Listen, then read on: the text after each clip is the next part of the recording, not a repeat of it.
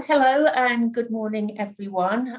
Welcome to this event, which we're addressing in-house counsel and how you can and are achieving to help drive ESG, which we're jointly hosting with Lawyers for Net Zero. My name is Rebecca Cater and I head up the Centre for Legal Leadership, or CLL for short. For those of you that don't know, CLL was established in 2016 by RPC as an independent venture to help in-house lawyers with all aspects of their role and career, and basically everything relevant to in-house other than legal advice itself. And key to this is that CLL is run by those who have been and are still in-house. So I'm delighted to bring the work that Adam, his team and his champions at Lawyers for Net Zero do to you directly, and how you can become involved. I met Adam by chance at another event and was immediately captured not only by his approach to ESG, but its direct relevance to in-house and the huge amount of background research into the in-house world that he had done. And also his enthusiasm and drive, and most importantly, the practicality of his approach in not just fitting into the legal role, but becoming embedded throughout. So without further ado, I now hand you over to Adam. Thank you so much, and that was a great introduction. And it's really been really great to get to know Rebecca over these last few months. And this is it's kind of both the culmination and the start. So we've been talking about how we can partner. This is the first actual partnership opportunity, but we're going to hopefully continue with that.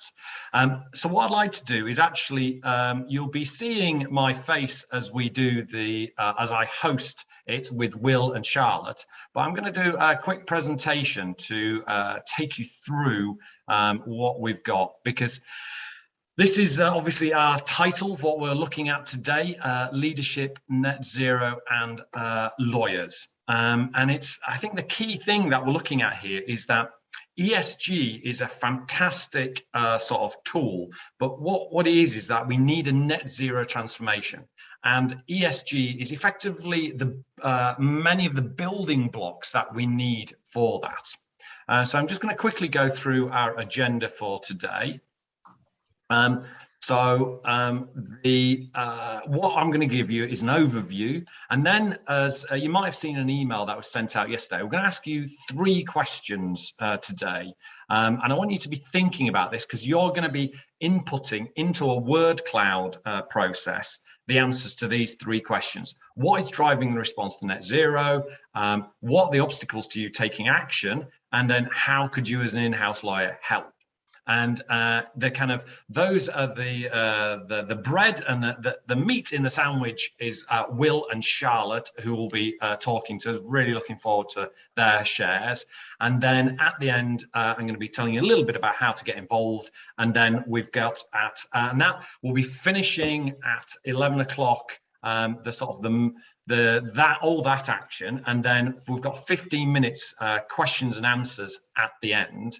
So there is a question and answer tool that you can put in there, and so that's in the center of your Zoom panel. And then also we've got a chat function that we can be putting in there. So if you've got any problems with using the Q&A, please do use the chat function to put your questions in that we will be answering at 11 o'clock. So up to 11 o'clock is all what you can see here. So here we go, go to the overview. So why are we here? Well, really, as this Law Gazette article suggests, we are at a boiling point regarding this all. We're going to have to make a choice as a society where we're going. And one of the things is businesses are really waking up to this, and they're making a lot of pledges. Governments and other bodies are making big commitments. But the question is there enough action happening in this? Because as we can see from this slide here, even the FT is talking about how plans need substance. That Mark Carney, who's behind this, has had some issues around how he's been looking at net zero. And so what the opportunity is like, how do in-house counsel engage with this? Because the narrative has been that basically it's like it's effectively somebody else's problem to deal with this, and like at best in-house counsel are dealing with kind of more generic ESG issues. But what we're offering is that in-house counsel can be a proactive part of working on this, because as we can see from this image here, that in-house lawyers are really at the center of all this. And if you're not working in obviously in a business, you might be working in a public sector or third sector organization, you're still at that center. Because obviously everything in the business needs to kind of be reflected through the in-house team. The general counsel and other senior in-house are obviously seen as really trusted advisors to the business. So you've got that opportunity to take some action on this. And that's been seen through sort of, the media is talking about this, about how in-house counsel can do this. But the reason why Lawyers for Net Zero was set up is to help specifically in-house counsel. So at the moment, Lawyers for Net Zero is only focused on the in-house legal teams, general counsel, etc. Because we see that you guys have a very unique opportunity to take some action, and that's what particularly Will and Charlotte will be talking about later.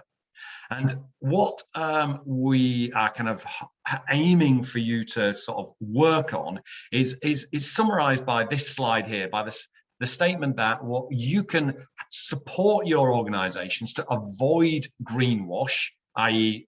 Overstatement of goals or hiding some of the kind of like less good things, etc., because that obviously can lead to reputational, regulatory, or even legal issues.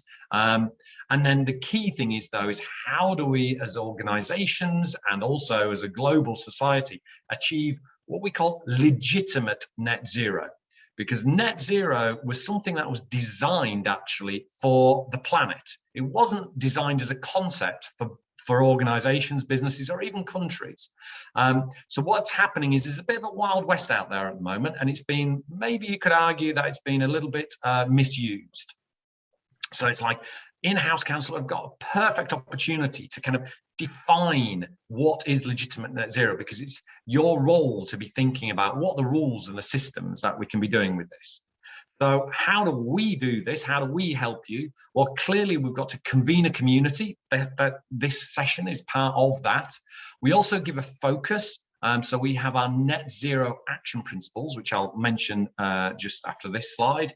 And then it's all about generating momentum through our action learning groups, because you could have the first two, but you know what it's like. You get all excited about things, you go back to your inbox, and then suddenly you're like, oh, I can't deal with this. So our action learning groups are a key part of that.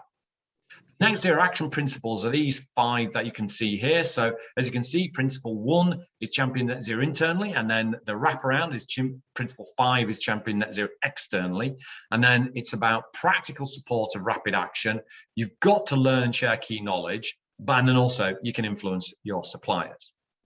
So what we have now is our Slido. So Caroline, if you can post in the chat the link to the Slido as well. So if people can, if you can either use go to slido.com on your normal browser and type in that code 9276768, or you use your smartphone to use the QR code. So you go into your camera function and go to that. And then Caroline, if you can put in the chat the link to this. And then what I'm going to ask you to do is answer this question. What is driving the response to net zero in your organization? So what I'd like to see is some answers for that, hopefully coming up soon. So yes, Caroline's put it in there, and that is great. Although actually, I think I might have given the wrong number there. So actually, Caroline, I'm afraid I think I gave the wrong number to that. So I'm just going to have to go out of this one. So my apologies there. I think I gave Caroline the wrong one. So here we go. So I'm just going back in again. And there we go. So chat. So that was my bad. So let's go here. Right. Okay. Now, it looks as though actually we might have some technical problems here because I'm guessing from the fact that we've had nobody answer this question that something's gone wrong behind the scenes with this. No, we have got somebody answering the question. Great. Reputation, customer demand. So let's just keep on seeing what else we can get in there. We've got 2 people answered. And so, because one of the things that's useful, even if you don't get a chance to do this on your, for this answer, we're going to be coming back to twice for this. So if you use your smartphone, your tablet, to use the QR code, or check through that chat function, the second one that I put in.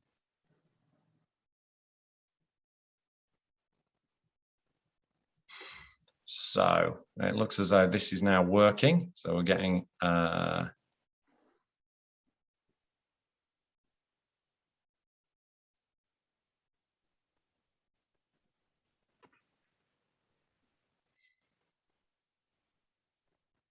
right. So it's looking as though it's fairly clear that there's wait a second. So the oops, sorry, I've just the technology got the better of me here. So actually I skipped to the second question by accident, but that's fine. Because what we'll do is we'll come back to the first question on the next one. So there you go. It's that old phrase, never work with children and technology. So what I'd like you to do is now go to actually answer. So we've got some great answers there. That the obstacles, what we've got is customer demand and workload and board, lots of things going on there. So what I'd like you to do is go to question 1. So you should be able to, within the app, go back to question 1. There we go. Thank you.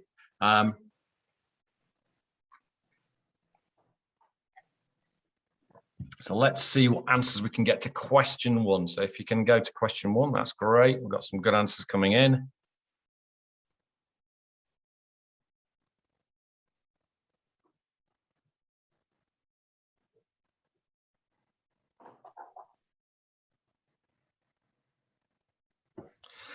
Looks like reputation is a big one there.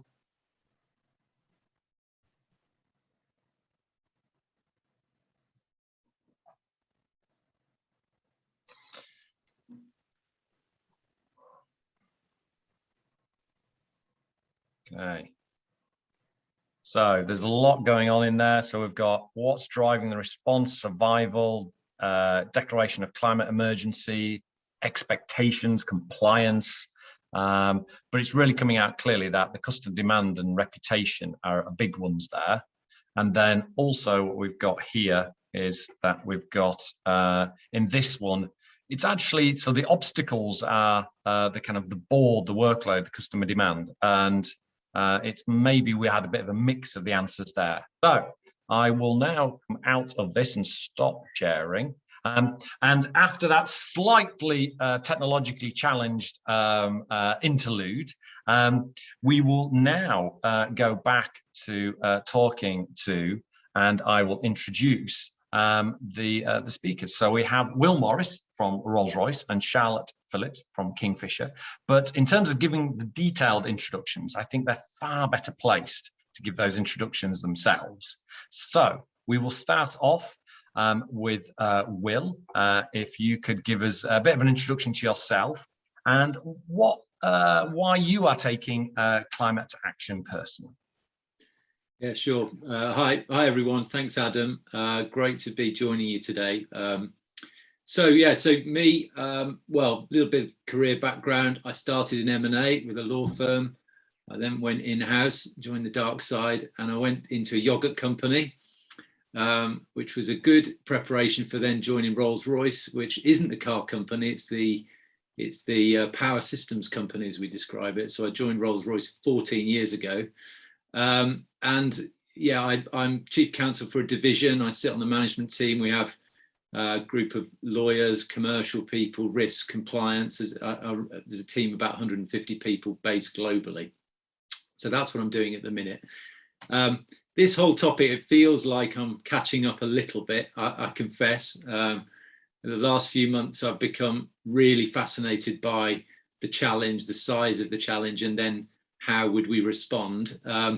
I guess personally as well, it really started with me when actually a family member in Sydney in Australia was personally impacted because, I don't know whether you remember, it was something called the Black Summer, which was effectively forest fires, and they were evacuated from their house and they couldn't spend Christmas at their house. They were evacuated. There were 18.6 million hectares of land basically burnt and 3,500 houses destroyed. And I was thinking, in Australia. So that, to me, that sort of put it more on my priority to start to read about and be interested in. And then actually Rolls-Royce itself started to change in terms of its strategy. It became far more about how they enable net zero, how we make net zero the center of our mission and purpose as a company, rather than just adaptation and how we sort of, continue to make sure that we can power aeroplanes in a sustainable way. So for me, it's a sort of combination of personal and professional. And actually, I think lawyers can make it, as Adam described, lawyers can make a huge difference. And in COVID, certainly, I spent a bit of time going, right, what should I be trying to do to make a difference? The great pause. And I thought, in-house lawyers, this is an area where we can be in on the decisions and influence strategy. So that's why I've become hugely interested and passionate about it. Great, thank you. And Charlotte, if you could share the same. So hello everyone, it's great to be here. I'm a legal advisor at Kingfisher, probably better known for its subsidiaries B&Q and Screwfix. I look after the part of the business that doesn't focus on the power tools and the garden furniture products themselves. I look after our supply chain, finance, professional services. So why have I taken climate action? Well, to begin, I'd say my action is a start and it's a response to the opportunities available to me at Kingfisher. It's the next step in a career journey that's taken me from very much being in the dark side, working as a projects lawyer, working on all the nasty stuff like Arctic oil and gas exploration and mining. I actually followed that by a fairly unconventional move to Iran, where I did a master's there focusing on Iran's water crisis. And I guess this is where we would say I became an environmentalist. Living in Iran, I saw an oil and gas state committed to pretty catastrophic industrial activities, where environmentalists were actually imprisoned for their activities, including my thesis supervisor. And I suppose I just started to understand the intractable nature of the problems in Iran, in the region, and globally. And I think that's the point at which I started to look for a career that would allow me to be useful.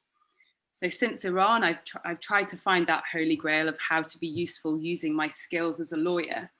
And I think initially I was quite sad because all I saw, the only sort of tempting and sexy roles were for litigators working for Client Earth, suing governments and suing mining companies. And as a transactional commercial lawyer with no litigation or advocacy experience, I just couldn't quite see how I could be useful without having to completely retrain. However, with the sort of increasing global green awakening and the imperative for businesses to take responsibility for their contribution to climate change and widely through net zero commitments, on one hand, I've cynically jumped on the bandwagon, but moreover, I think it gives in-house counsel a really clear mandate for an opportunity to be useful on the inside. And as very similar to how Will describes, Rolls-Royce Kingfisher has committed actually for quite a long time to sustainable business and net zero. And yeah, it's I'll speak later about the actions I'm taking, but it has provided a brilliant opportunity for me to sort of plug my activism into an in-house role. So well, great, thank you for that. Well, actually, let's get you to follow that straight up then. So what sort of have you been doing to deliver some practical actions? So I suppose my action is quite bottom up. I'm not a senior part of the legal management team. I'm not general counsel.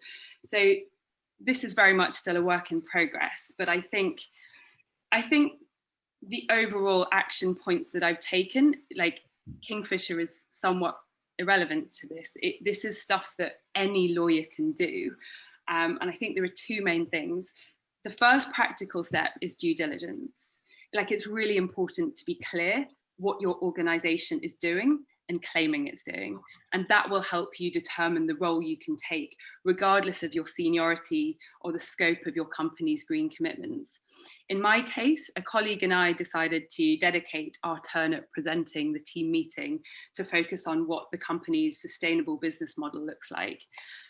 So this was a great opportunity to really see what the plan is, to see who's who in its design and implementation, and to see what our investors have been grilling us on. I had a virtual coffee with everybody from the director of responsible business to environmental consultant to various business colleagues who were responsible for implementing sustainable targets throughout the business. And that's the point at which you're able to start asking legitimate questions as to whether ambitions are sort of being translated into practical steps and whether they're any good. So the second step, so if due diligence is the first, the second one involves, it's more in the weeds. It's looking at our templates, and it's during the process of contract negotiations. So evidently, as lawyers, we don't have responsibility for choosing suppliers. That's our procurement colleagues' bag, and they get to choose whether our suppliers have sufficiently green credentials in tenders. However, our role can come in at the point of negotiating contracts and to ensure that any green credentials that have sort of been agreed in the tender process are baked into the contract and that they have some bite. So theoretically, if a very ungreen supplier managed to win a tender, they would be so, I don't know, affronted by my unpalatable green drafting that they would presumably push back. And during the contract negotiations, I would then escalate this to my business colleagues and say, well, I'm not taking that wording out. This is part of our sustainable business strategy. You need to go and have a think about whether this supplier is dropped or whether we're going to make a concession. And obviously sometimes we'll make a concession, but I think it's just putting that on the table and looking at it and making it sort of something that everybody is aware of, that we're not perhaps living up to our own standards. And in terms of the actual drafting itself, I mean, I'm sure some of the people on the call have heard of them, but the Chancery Lane project is the most amazing source of help. It's a repository of green drafted clauses. They're essentially peer reviewed, they're free, they're accessible. And the Chancery Lane project, they even host drafting workshops, which can act as a bit of a therapy session for in-house lawyers who are thinking of how best to introduce these clauses. They can all be watered down, they can be adapted however they need to be palatable. I mean, in an ideal world, this certainly isn't where I am now, but we could have a contract where the recitals from the first part of the contract sort of state a collective commitment to net zero, and then everything through the contract, from reps, warranties, conditions precedent, termination rights, we can really plug this stuff in. I mean, evidently the cynical view is, well, who cares what's in the contract? Nobody reads it anyway, and who's going to enforce it? But I think it has the effect of focusing mind, and it sends a message that this isn't just a tick box exercise in the tender. And I mean, in the process of negotiating, one hopes that if ideally all of the legal team in an organization are briefed on what these clauses are and how to negotiate them, they shouldn't simply be negotiated out by a tricky supplier. I mean, we wouldn't accept the dilution of our anti-bribery and corruptions wording, so why would we accept the dilution of our sustainability wording. So I suppose that's in a nutshell what I've done, and what, like, irrespective of my work at Kingfisher, that is what I think any in-house lawyer, regardless of their level of seniority, can actively look to do. Excellent. Wow, that's pretty comprehensive, and especially in that time to share. Thank you. And Will, what about the kind of the other side? You know, I used the word champion twice in the principles. What sort of things have you been doing to champion net zero? Yeah, I'd probably break it down to 3 or 4 things, Adam. I think the first thing that I've been really doing is making sure I understand our company position and the commitments that we're making. So I think any of you who are in-house lawyers on the call, you know, your first job is really to understand the company strategy and do that well. That grounds you in how you've got to do things going forward and how you can help the company get there. So that's the first thing. The second thing then is making sure that the projects that my team are working on, that I showed some personal interest in, and that I wanted to be certainly looking at the work they're doing in the area of net zero. So at the moment, we've got a number of transactions that are particularly going to hopefully advance our net zero ambitions. For me, it's being present in those reviews, you know, asking what our commitments are, what contribution it's going to give us, what are the costs, what are the assumptions we're making. So for me, it's being present in those business reviews. I think the other thing is bit of today, in whatever way I can, using my voice in the organisation to say, you know, this is, you know, and I don't mind sort of saying it because it's a pivotal time in human history. I mean, it is so impactful in terms of everything we'll do as people and as a business. And it's the biggest problem and perhaps the biggest area of opportunity for Rolls-Royce. So I think as we looked at the Slido and people were saying, you know, they've got business priorities and other things to look at, complexity, this is worth spending time on and thinking about how you're going to influence. So speaking at team meetings, business team calls I get to join, town hall events, and just expressing, you know, my interest in the topic, the fact that we can make a real difference as an in-house community. The power of questions, I think lawyers do have that. I think business schools, it's been said before, business schools teach people how to give good answers. Law schools teach people how to ask good questions. So even if you don't know things in a topic and you're feeling like you lack confidence, you know, I'm not a scientist and I was terrible at physics and so forth, but I think go into those sessions and be prepared to ask the question and maybe the question that no one else is prepared to ask. You know, we're, as lawyers, I think we're good at standing up, speaking up, being able to be on our own in a room and say, hang on a minute, what about that? Or, you know, have you thought about this? So do that, I think. Charlotte's mentioned contract clauses. We've got a sort of community of practice where we come together and look at policy and the things we need to change. We're doing that on some of our terms and precedent contracts. And then finally, maybe just mention the risk system, which was a bit of an anathema to me probably 3 or 4 years ago. And some of you are on the call probably thinking, the risk system in your company, what does that got to do with lawyers? I think that's the biggest connection I would suggest making. Really understand how your company captures and understands risk across the enterprise. Often it's closely aligned with finance, but actually I think that's a hugely important area for lawyers to participate, because I think we do analyse problems very well. We do look at the consequences of action. We can connect the dots. So get and understand your company's risk system and how it's capturing risks around this whole area, so that you can lead the change, but also understand how the company's got to adapt and how it's reporting on that. Excellent. No, that's very comprehensive, and I think that is a key aspect of what we encourage in the principles and in the action learning groups, is to be asking questions, and especially in the early part of that development of your engagement with your organization, it's to ask questions. And I've just seen the first question has come in through the chat function, so please do ask questions of us, which we'll be able to answer later, and you can do that through the Q&A function if that's working. Not sure if it is, and then also particularly the chat function as well. We can do it through both. So moving on then, obviously, whilst it is about asking questions, you still want to upskill yourself. You're never going to become like the world expert on net zero, but what have you been sort of doing around learning and sharing as well? So we'll start off with you, Will, again. Yeah, sure.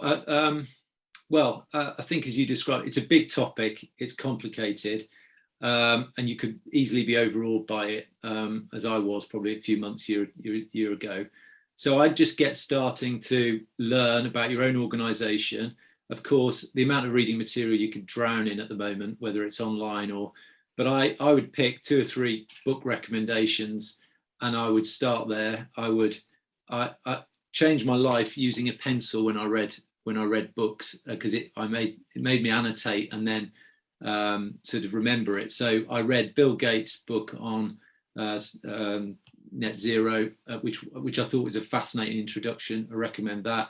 Ian Goldin is another author who I recommend, and there's podcasts and audio books. Small things daily, I think, just get you to a level of confidence. And so I feel a bit more, I can't believe I'm on this now talking about it from where I was a year ago, maybe just feeling more able to talk the language of it. And then I think it's actually focusing in your knowledge. So for me now, it's about really understanding the legal framework as it applies to aviation, the various initiatives and regulations that started to emerge, whether it's the latest IPCC report, whether it's understanding the Climate Change Act, Fit for 55, the EU programs. That's important. And the other area for me is the new financial requirements. There's something called TCFD, which I think stands for Task Force on Climate Change Related Financial Disclosures. There's an amazing booklet on that, and you can read in, and that's a really good guide to risk compliance, governance, and how this whole thing needs to be reported on going forward. So yeah, that's just some of the things that I've used. Brilliant. And Charlotte, what would you add to that? Still on mute. I mean, I feel exactly the same as well. It's really amazing at just allowing your confidence to grow in this area and to get rid of that feeling of imposter syndrome. I mean, this is a new area and everybody's out of their depth, and businesses are having to adapt very, very quickly. Employees are having to get their heads around the new world. It's no longer just token like corporate social responsibility.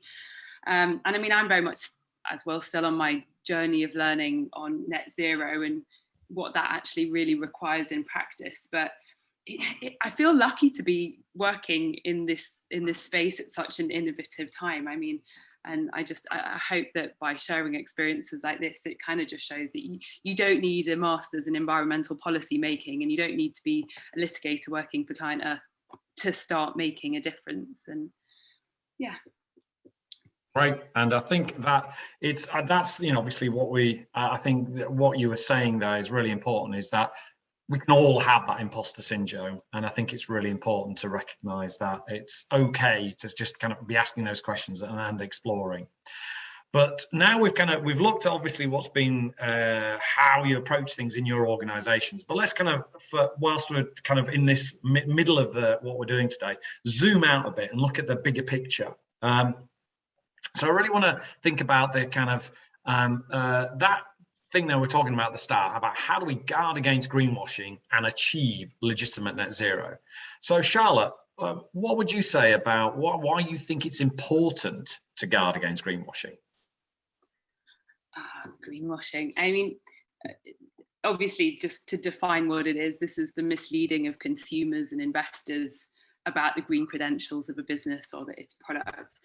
And I mean, it can be everything from, I don't know, a company sort of getting a bit drunk on the green Kool-Aid and making meaningless pledges, to more cynically companies attempting climate leadership when their plans amount to ignoring their Scope 3 emissions or using spurious offset schemes.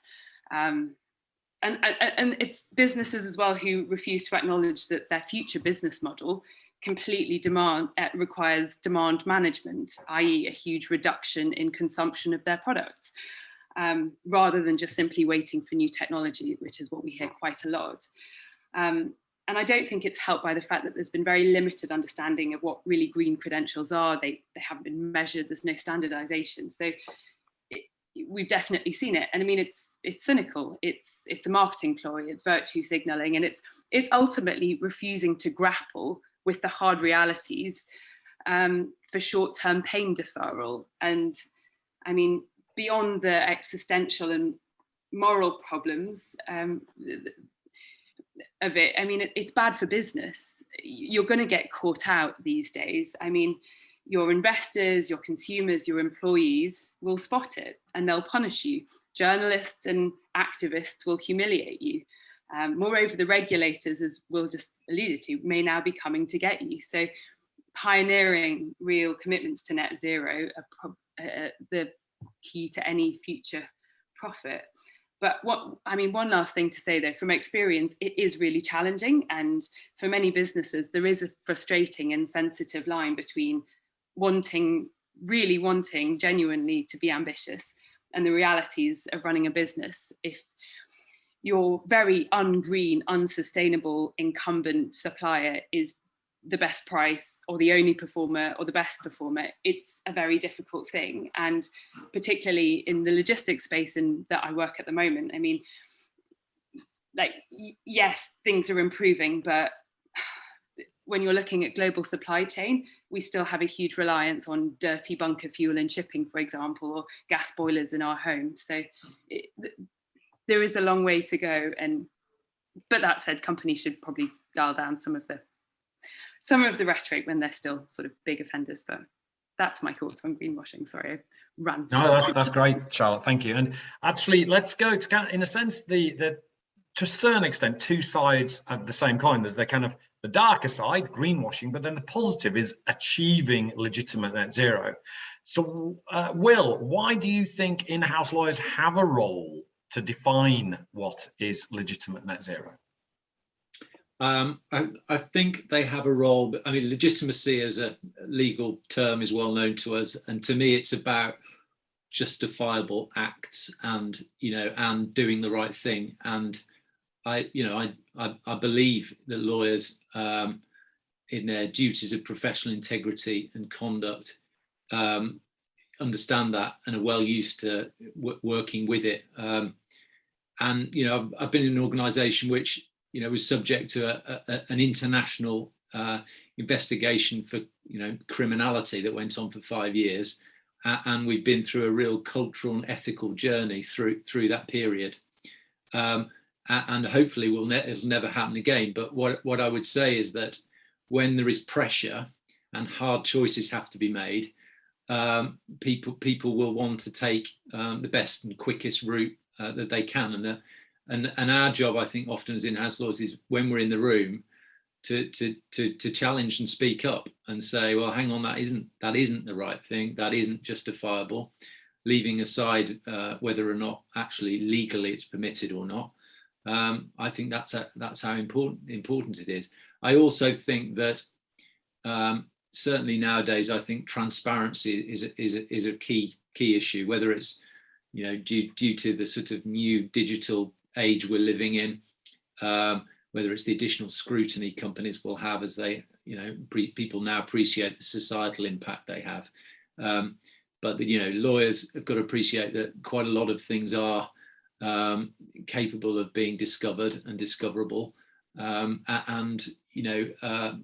that's why it's so important that we're acting in a way that's true to what we're saying, and that the facts are real and we focus on the facts. So go on, I could talk for a long time, and I just think lawyers are critically important in the next few months and years as companies realize the impact and size of this challenge. Yeah, great. And I think it's this legitimacy of net zero is so important, because an example is like on using nature-based offsets. So theoretically they're good, but for example, Shell have committed to use nature-based offsets, and which is fine, great. But the thing is, if Shell used all their nature-based offsets, that would be a forest the size of Spain, just for one company. So obviously you've got to ask questions, would that work? Secondly, Microsoft bought nature-based solutions, a forest in California. It burnt down. So then all the carbon that they'd stored got released again. So there's problems here. So the key thing is for just to kind of wrap up with that, for us, legitimate net zero isn't unfortunately having to trust in the whether we can use nature to balance, but it is definitely not looking to the negative emissions technologies, as they're called. They're sucking carbon out the air because they're not proven. It's actually how do you radically reduce quickly? And Will, is a very interesting space of that, because obviously the technologies that he works with in civil aerospace are at the kind of like a big part of what is kind of causing the problem. But I know Will and his company are working on how do they become part of the solution. And the sooner that that's kind of accelerated and achieved, the better for everybody. So now I think we've kind of we've covered all of that, and I think what we'll do is we'll just quickly go back and refresh ourselves to those questions that we discussed earlier. So let me just do a quick screen share for us all.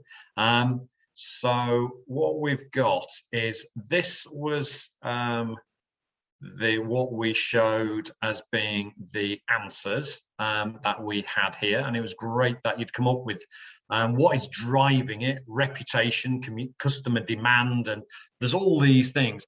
Interestingly, obviously as well, we had customer demand as an obstacle as well, so that was interesting. And then also the board could drive it, but also the board could be an obstacle. But I think a key thing is we've got in the center there is workload, and then there's lots of other things, which I think what we'll do now is we'll go to the kind of top tips from Will and Charlotte. And they've already been alluding towards some of those. So what we'll do is I'll ask. We'll start off with. It will start off with Charlotte. If you can give us like one or two of your top tips, which maybe in response to some of those obstacles that we saw that the audience were sharing. I mean, I think my first tip is just do your GD. Like, look at what your company's public statements are. What are they claiming to do?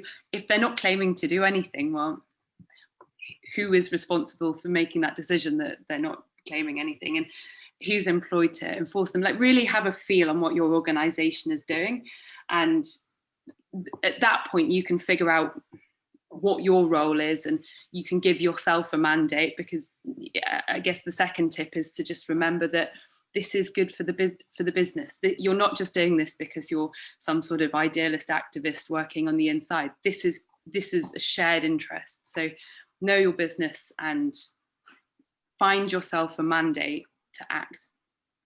Fantastic. Will?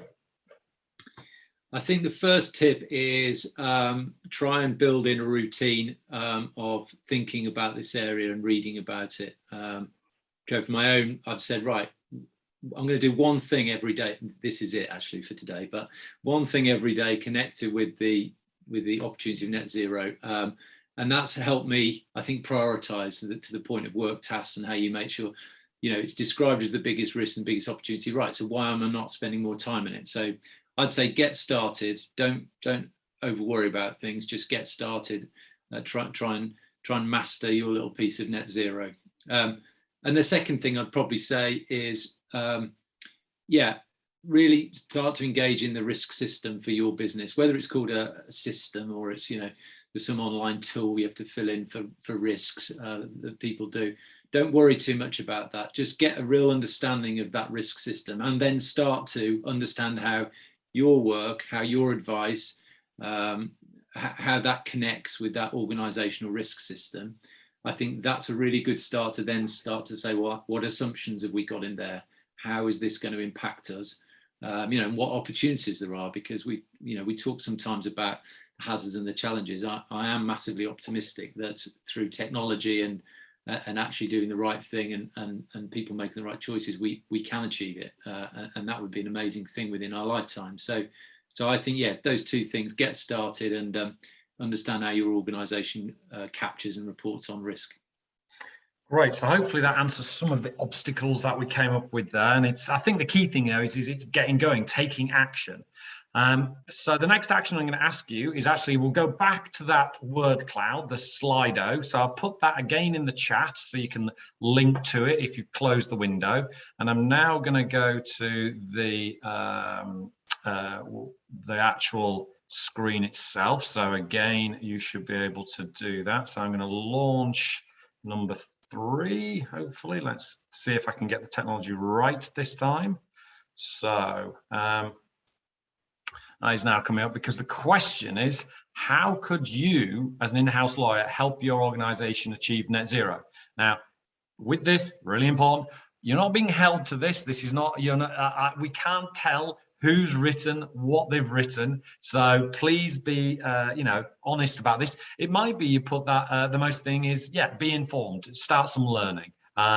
So, put some answers in there, and we'll give you a couple of minutes to think about that, and before we start to wrap up before the Q&A.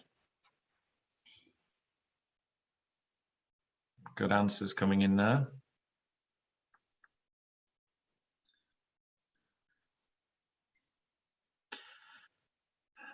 I'll say, isn't technology great? The fact that this is all resident within the PowerPoint.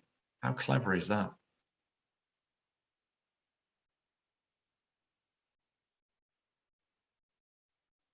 I like being a cheerleader. It's good.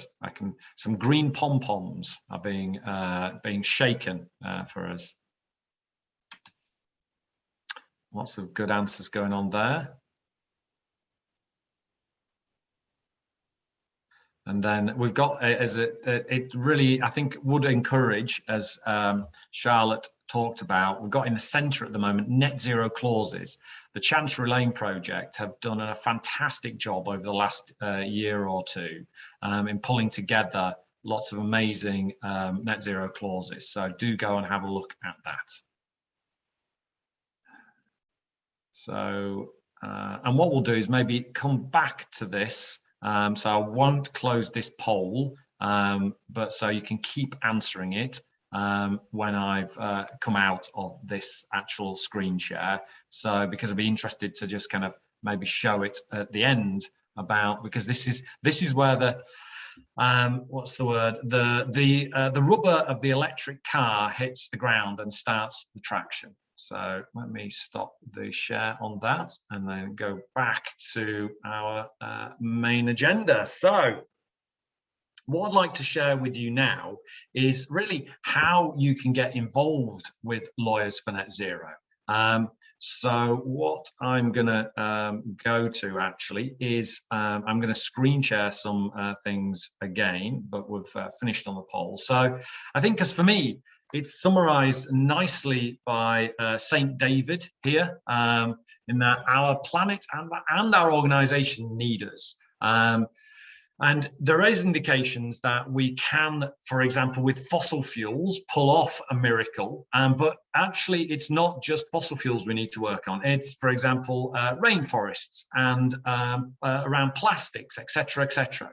But if there is a will, not just Mr. Morris, there is a way. And I believe we can do this, as Will was actually saying. And that, not just Will and Charlotte been championing this. We've got here's 3 GCs from very high profile organizations who are all Lawyers for Net Zero champions, and they've been we started this program in April 2021. We've gone through 2 pilot phases, and we are now going into kind of like the next phase, particularly post COP26, which I'll come to soon. And where things really work with this is our action learning group. So it's what I mentioned earlier. Whilst it's great to convene the community, the net zero action principles are still really important. Actually having an opportunity for people to come together to share this is so important. So it's basically a peer-to-peer learning process where we have groups of 4 plus the facilitator, somebody like me who's experienced in facilitation. You meet for 45 to 60 minutes on Teams every 2 or 3 weeks with just an initial commitment for 3 months. And the commitment we look for is actually, it's your time, your energy, and your focus. So that's the investment that we ask for. We don't actually ask for an investment financially for this, because it's more important that you get in, and we've managed to fund this part of our organization through other means. And through that, you get to share those successes and good practice. You can explore the challenges, and critically, as I said at the start, it generates some momentum for this. So this is how we do it, and how we think about this. It's a bit like kind of like an exercise program. So, you know, it's going into a net zero boot camp, but in the nicest possible sense. You're not going to be demanded to go down and get down and do press ups. It's about turning up to the meetings, and then crucially, as Will was alluding towards, about doing the work in between times. Because just like exercise, you're not going to get fit just chatting about how you're going to get exercise. You're not going to get, and one of the things that I've seen posted in the chat, really important, the Cambridge Institute of Sustainable Leadership, and we're very much in support of training programs like that. And what's really important is that those training programs are translated into real life action. And that's what the action learning groups are all about. So I mentioned about COP26, something that we haven't been publicizing, and this is the first publicity that we've done about this. We have a stand in the green zone at COP26. So we've only been telling the champions about that until today, and now it's going to be announced on LinkedIn later today. So we're really happy with that, and we're even more happy that we're going to be working with the Legal 500 on a webinar, which is going to be live from COP26. And so what you can do is you can find out more about us through these formats. So you can sign up to our newsletter. You can go onto our website. If you just go to the website, lawyersfornetzero.com, go to the contact section, there's the newsletter there. You can also, please do join our LinkedIn community. Just go into LinkedIn, Lawyers for Net Zero. And we do have a limited number of action learning group places, because actually we've become somewhat victims of our own success, because we've just grown really rapidly. And then it's, as any good organizations know, resourcing is one of the biggest challenges. So we've got basically enough for potentially one, if maybe two action learning groups. So that's 4 or 8 people. So if you are interested, please do get in touch with me.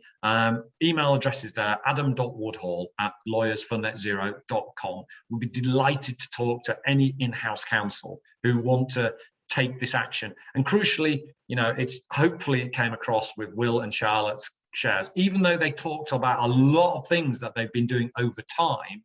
In any given week, actually, it's about taking these small actions and then moving on from those. So that's the end of my presentation with this. So what I think I would like to do is bring Rebecca back in, because I've been delighted to work with her over this period, and very grateful for her support, and also Caroline, who's working behind the scenes. She's the one that sends all the emails to us, so thank you to Caroline for that. I will just hand over back to Rebecca to do the interim wrap up, shall we say, because we have got a Q&A. So if you can stick around past midday for another 15 minutes, then we've got some great questions that people have been posting and asking. So hand over to Rebecca to do your little quick wrap up for those that have to leave at midday. Well, thank you, Adam. And so a massive thank you, Adam, for such a great presentation, and also to Charlotte and Will in sharing what it means to be a champion and how this actually relates to your role in-house. So as Adam said, this now ends the main presentation, but Will, Adam and Charlotte are going to stay on and answer any questions you may have. I also just want to sneakily add that Sponsor Your Name Project was mentioned a few times, and we do have an event with them on the 21st of October, and they will be showcasing the launch of their new toolkit. So please sign up for that.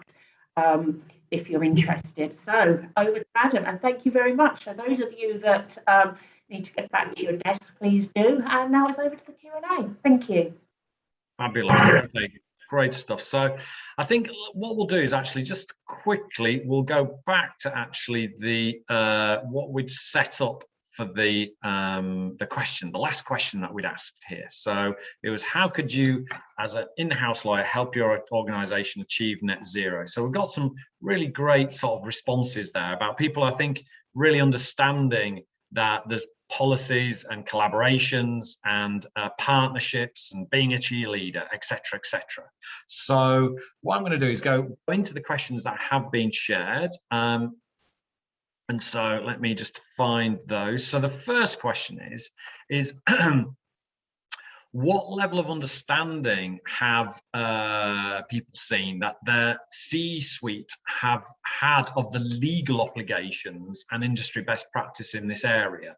And maybe, you know, have you been helping them with that much? So who'd like to go first on that C-suite and legal obligations? Will? Yeah, happy to give thoughts. I don't know, sat in Rolls-Royce the last few years, we've gone sort of from crisis to crisis, if I'm honest. And sort of COVID-19 was the latest one that you all went through, and we did too. It was a big impact on the aerospace industry because obviously there were few people flying. But so I would say it hasn't had the necessary, I think, focus from the team certainly in civil aerospace that they'd have wished. But it's quickly become obvious in the last few months that that's changed and the attention's much more focused on it. COP26 will help. And my role has definitely been setting out what the current requirements are, what our commitments have been, and actually they're learning with me as well. So there was an IATA summit last week where there was quite a lot of discussion of how aviation was going to help in this whole endeavour. And so I think I would just put it down to me to keep communicating what I think the new changes are. Horizon scanning, which, as we all know, lots of people use, but actually in this circumstance is exactly what's needed, because there is actually a lack of regulation in some of these areas. Some would say companies are being allowed to sort of get on with it at the moment, but it will come. So I think a big role is horizon scanning, showing what's coming. And Charlotte, would you add anything to that? I mean, can I ask a really stupid question? What do you mean by C-suite? Everybody knows. The CEO, CFO, COO, the board, basically. And that's really good clarification. Everybody would have known that either. And so what was the question again? Sorry, I didn't. So how are the board thinking about the legal side of things, and maybe how are you helping them with that? I mean, I'll be honest with you, that isn't something I can answer from my experience of Kingfisher. I'm very divorced from the board. My general counsel sits on that leadership team, but what I can say is the organisation has clearly, it's taken it seriously for obviously a while. I mean, I've only been there for about 11 months because there was already a team of permanent employees in place whose task was designing and implementing and extending our sustainable policies. But what I can say is they've, I think, tenfold increased the number of permanent employees that will be working in that area by the end of the year. And I don't think it's bad to say this, but the number of calls I have from recruiters on similar roles with ESG throughout sort of corporate and financial sector, it's a really growing area. So I can only imagine what is going on at board level. Right, yes. So, Willie, have you got another addition to that? No, I think it's good clarification. I think in terms of our board, I think they are more focused and more keen to see us lead on it. And our CEO has been very vocal in changing our strategy to make net zero absolutely core to what we're going to do going forward. So it's actually interesting as I thought about it, maybe our business management is actually catching up with the board almost, because some of the requirements in terms of governance are coming from the board. So I think there'll be a nice alignment between some of those top level where we're going as a strategy and then how we're going to implement it as a business. Right, and so this actually kind of, there's a maybe a lead into the next question, because we're talking about influencing here. Another question was, is there room to influence suppliers mid-contract? So Charlotte, do you have any thoughts on that? I mean, I think it's a really interesting question, and let's watch this space. I mean, at the moment, I'm still very much pushing what I can put into our templates. We've had sustainability wording in there for a long time, and I'm trying to make that a little bit more robust and actually have some bite. Already, we're starting to see some interesting interactions with suppliers as this is being negotiated. I think it'll be, because we don't tend to have long-term contracts, they're a little bit shorter. I don't know if the situation would arise that in the midst of a contract, this would become a problem. I think it's putting everything on the table straight up. I mean, maybe it'll be difficult if we have particular incumbents who we've always used and suddenly we're throwing a new set of wording at them. But I mean, one hopes that if a company is getting through our tendering process, which I understand is pretty rigorous, they should already be signed up to various sustainable principles. They should have passed EcoVadis tests, sustainability rankings, assessment, etc.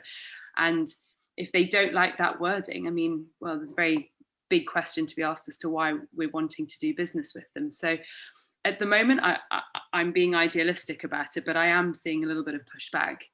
I think it's a bit watch this space. It's all so new. I mean, who would have thought about putting such rigorous net zero wording in contracts 3 years ago? It would have been a joke, but it's it's changing, and we're sort of, I hate to use the word, on the cutting edge of it, but I really do sort of feel we are. Yeah, Will, what would you have? Yeah, no, that's great. Thanks, Will. You know, I agree with everything Charlotte said. I think some of this we've got to emphasize also the opportunity and the ability to collaborate with people, and certainly actually I think the in-house community can have a great role in that, because one thing we do well, I think, is network well and share ideas and thoughts. So I do see an opportunity to collaborate as well as, you know, write down what the obligations are. But I think people will be making lots of public disclosures. They'll be under obligations from stakeholders, their shareholders, investors, their own supply chain. So you'd hope there is plenty of opportunity to work together on what a good outcome is, because it's got to work for obviously us as a customer, but also them as a sustainable supplier. You know, well up to the point where we have to say, well, we can't work with you anymore because you're not sustainable enough. But so I think there's quite a lot of potential for collaboration. Right. Okay. That's that. And I think the thing is that, as we've been indicating all the way through this, is you've got to start somewhere. And the key thing is, if you're asking questions to contractors mid-contract, if nothing else, it makes them aware that you're going to be asking very serious questions at the end of the contract, and are they going to keep that contract? So any sensible person will start to really think about it, and they might start to do stuff without people realizing it. So actually now, so we've been talking there a bit about the external suppliers, principle 4. Now with going back to think about principle 1, championing net zero internally, and the question is what sort of pushback have you had from your businesses?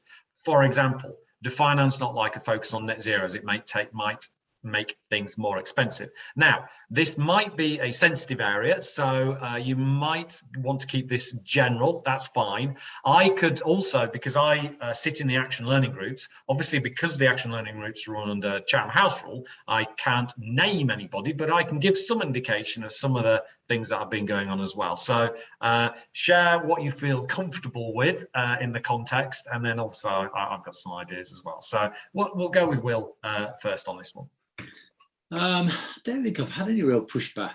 That's honestly the case. We had a sort of leadership group meeting a couple of weeks ago, and everyone was able to ask a question. I went, right, I'm going to ask a question of the CEO on the public declarations we made on net zero and what assumptions have we got in our business in meeting them.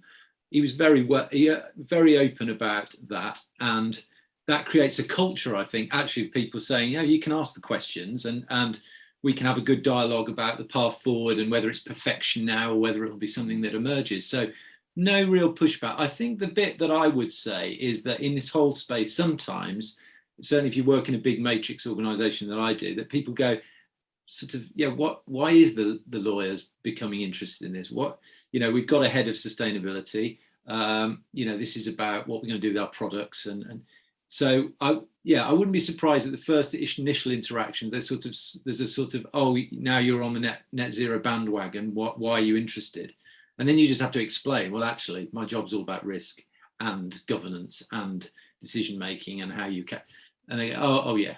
So, and working with finance, I think is a really good point. Partnering with finance, critical. So talk to your finance colleagues. That'd be a good tip.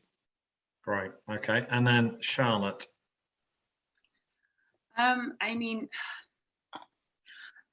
my interactions are basically with my procurement colleagues and the sort of the sustainability team that work with them. And I think it's just a constant conversation of, can we get away with this? Is this a little bit, is that going a little bit too far? We don't want to put everyone's backs up. And I think that will be a very common conversation. I'm not talking at the top strategic board level. I'm just looking at, when I show my procurement colleagues what is going in the contracts with their suppliers, are they going to absolutely panic that, like, the lawyer's gone on a bit of a mission and, God, what's she doing? I think it's just about building trust and about making people realize that this is good for the business. This isn't me going off on some, like, ringing a prayer with their Chancery Lane project. This is just about making our contracts consistent with our message. And as I said earlier, it's taking those clauses, and I hate to use the term watering them down, but amending them and making them suitable. And I think it's just bringing people on side, like, slowly. I don't work with our finance team on this at the moment. It's more just looking at the supply chain stuff. But yeah, it's a long conversation, and it's about making people feel that you're not going off on a mission. This is in everybody's interest. And I really like what Will said about framing it as risk. This is about, actually, this is good for risk. Yeah, and I think the for me, the kind of general feeling that I've got is, as Will has said at the start, that businesses, organizations don't tend to give direct pushback on this, but there might well be some sort of, in a sense, passive, unstated resistance, because what it's doing is it's asking people to change. And people don't like changing at the best of times. And really, if we're going to deal with the climate crisis, we need to change rapidly. So the challenge is actually just the kind of, it hasn't been built here yet, so I don't want to do it. And that's and that's the same for anything. But what it is that we tend to overestimate what we can achieve in a week, but underestimate what we can achieve in a year. So that it's about, in that first week, after today, going off and doing some of the things that Charlotte and Will have talked about, some of the things that you've thought about yourself. But you can go and you can try it, you can do it, and then see how that kind of creates a momentum and starts the ball rolling. And obviously the action learning groups are all about helping, supporting with that. So I think we've probably got time for one, maybe two questions. One was actually directed at Will, in a sense, which was that the question is, Will talked about the need for lawyers to speak up to encourage business to do the right thing. To some extent, lawyers have become used to a role as guardians of the corporate culture as compliance functions increase. Is there anything particularly different about that role in the context of the sustainability debate? So did I express that well enough? So we'll go to you, Will, seeing that it was referenced. Yeah, I think it's a really good question. What are the analogies? I mean, I do think there is a connection, because I think maybe it's less about compliance as a program, but I would say it's actually about taking ethical decisions and making sure that your values as a company are represented in what you do. So I think there is definitely a connection there. I think I think net zero for me represents an opportunity for companies to, lead to do the right thing rather than sort of be forced to get there. And therefore, I just think it's an opportunity as well as it is an obligation. But I do think the role of lawyers is to be someone who can help navigate through all of the relevant issues, and also to be the person in the room that people can ring up and go, I'm worried about this, or this doesn't feel right. I mean, I just think that's part of the role. I don't think we should be the only guardians of that in the company. Hopefully, you've got thousands of other employees who are similar. But certainly my experience is that in the most precious situation, when it's really tough, people want to call someone and they just want to share something. That can be you in many circumstances. Wonderful. And so, Charlotte, this is the last share, so the stage is yours, and then we'll be finishing this session. So, I mean, just to sort of come in on that as well. I mean, certainly thinking of it from what I see here, at Kingfisher, our sustainability wording goes into a big clause that has our ABC, so anti-bribery, corruption, human trafficking, and sustainability. I say that's like the moral compass of the firm, sort of big clause, and we dump it into everything. Now, whereas our sort of head of compliance is very interested in any suggestions of sort of deviating from our ABC template wording, there isn't really the same sort of ownership of the sustainability and the human trafficking wording, that in human rights wording. That is, we sort of just expect it to be in there, but I think actually by us sort of owning the narrative on that and making that feel as important as that other compliance sort of dynamic, there's a space for us to grow into that and to really own that, I think. So it shouldn't be seen as a nice to have. It's very much part of that moral compass. Brilliant. I think that's a great note to finish on. So we've had our Q&A now. Hopefully this process of listening today has given people the inspiration to go away and take action, to do something and be part of that solution that Will and Charlotte are modeling so fantastically. And actually Rebecca is as well, because she's helping deliver this. She's not just obviously talking with us as that really exciting opportunity on October the 21st with the Chancery Lane project, which we put into the chat. So I wish you all a very good day for the rest of you.